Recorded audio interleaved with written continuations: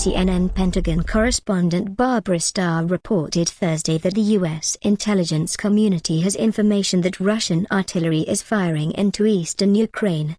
The artillery pieces shown in the released footage are Russian M46 130mm field guns with a range of a little over 16 miles. Why would the Russians do this? Simple, this fits into their plan to support pro-Russian separatists in eastern Ukraine. The endgame? I believe it is the eventual absorption of that region into the Russian Federation. The area in red on the map is where much of the fighting between the Ukrainian government and the pro-Russian rebels has been occurring over the last month. The separatists have downed several Ukrainian military aircraft in this area as the fighting raged.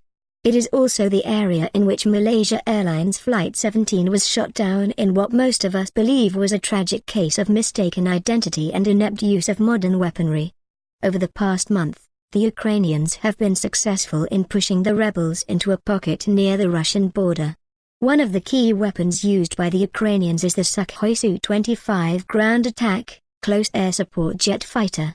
It is heavily armed and armored, meant to fly low and attack personnel and vehicles with a variety of weapons.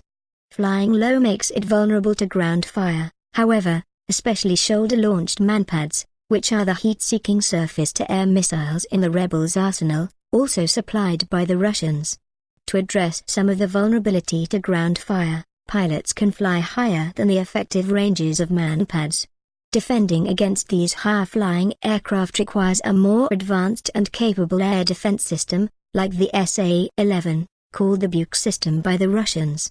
From a variety of reports, it appears that the Russians provided a Buk transporter erector launcher and radar, TILA, to the separatists.